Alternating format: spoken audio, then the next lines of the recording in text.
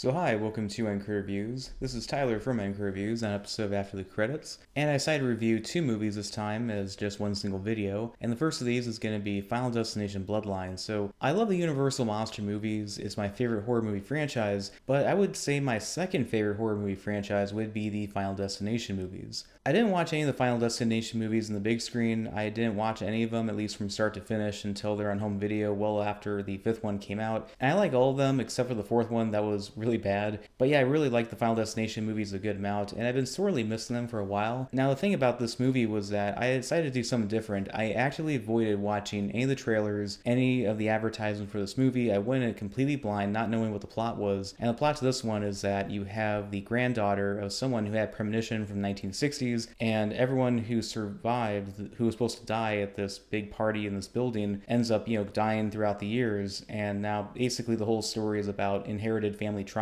As much as that sounds kind of cringe in a way, like it's been a recurring theme in various movies in recent years, this movie is surprisingly good. I was just enjoying all of the dark humor, all of the creative kills in this movie. And yeah, it's a movie that really reminded me how much I love the Final Destination movies, how creative they are with the kills. I'm not going to spoil really any of the deaths in this one. I have to say that when there are deaths, they are very effective, and it is near perfection in terms of how they execute, well, pun intended, the dark humor. Like, there's some great editing in this movie in terms of dark humor and how they utilize it, so just go check it out. It's just a fun time watching it. I would have to say my favorite character in the cast would have to be the guy with the piercings, because he was hilarious, and he also really had a personality of his own that really stood out to the rest of the cast. I felt like most of the cast members were fine in terms of personality. I felt like the lead they got to play wasn't really leading material, at least in my opinion. She was kind of bland in terms of her screen presence, in my opinion. However, when it came to the cast, the one that stood out to me the most, aside from the newer ones, and this was one I'm going to spoil, is that of Tony Todd as Mr. Bloodworth. Now, the thing is that I don't know if this was the last movie Tony Todd was in before he passed away last year, but they definitely shot his scenes just months before he passed away, so it was really nice to see him back one last time as his character in this franchise. I guess another minor problem I have with this movie is some of the effects. So I do think that the effects for the most part are pretty good. I would say 80% of the time, but then there is that 20% of the time where it can kind of come off as kind of dodgy to just flat out bad. But then again, the movie is like $50 million, and CG has definitely been taking a downturn in terms of quality in recent years that people have noticed because there's an over-reliance on that. But overall, I would say that for a movie that is basically the longest in the Final Destination franchise at about an hour and 49 minutes, I didn't really feel length of this movie, and that's a really good thing about this movie too. And I don't know I'd rank this in terms of the other Final Destination movies, but this is definitely better than the fourth one, that's for certain. And this is a pretty good movie, and again, it's a solid horror film. I had a much better time than the 2025 remake of The Wolfman, where I had high hopes for that movie, and that was very disappointing. But with this one, I went in with decent expectations, not knowing really much about it in terms of what it was going to be about, aside from, well, what I expect from the franchise in terms of brand recognition. And I had a good time watching this movie, so I would give Final Destination Bloodlines 3 stars out of 4. So the other movie to talk about would be Mission Impossible: The Final Reckoning. So originally this movie was going to be called Dead Reckoning Part 2, but because Part 1 underperformed and the people at Paramount assumed that people didn't go see it because they don't like Part 1 and Part 2 movies,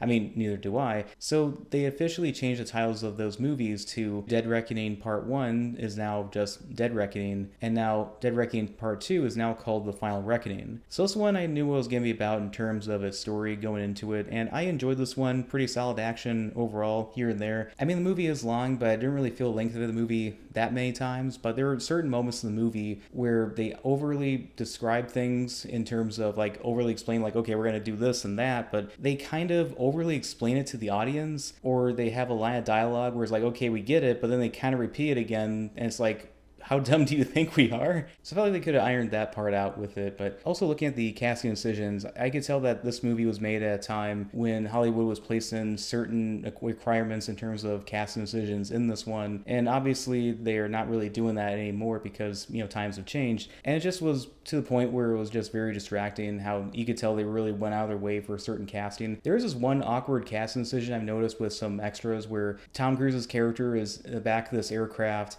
and we have these two women flying, and the problem is that these two women look very identical to the point where they look like twin sisters, and every time they kept cutting back and forth between them, it was unintentionally funny because it was like you took the same like actress and you kind of maybe change the makeup a little bit on them or whatever, they looked very similar in the face, and it was just kind of unintentionally funny. It was almost like a parody movie. Like any Mission Impossible movie, the stunts are extremely impressive. Some of my favorites would have to be the part where you see this in the trailers and the advertisements of Tom Cruise on the biplane. And of course, there's a part involving a submarine, and a lot of that was CG. There's definitely some practical stuff in there, but there's CG when it was needed, and I definitely appreciated that. I also liked the other cast members of the movie, way too many to mention right now on the spot, but one of my favorite parts of this movie is that I definitely did a nice recap of the previous movies and definitely some callbacks to the previous movies. I mean, you can argue that they're kind of nostalgia berries in ways, but I felt like they worked their way pretty good into the story. There's a nice callback to the first movie where Ethan Hunt does this heist inside this building. So I don't know if anyone remembers the third Mission Impossible movie, which I think is one of the better movies in the franchise. I think it's underrated. It's a movie where in that one you have this plot device known as a rabbit's foot. And this one, they explain what the rabbit's foot was. It was basically a precursor to the AI that we see in this movie. And when I watched that, I'm like, not only did I thought, oh, it's pretty cool, they actually explained what the rabbit's foot was, but then I was thinking to myself,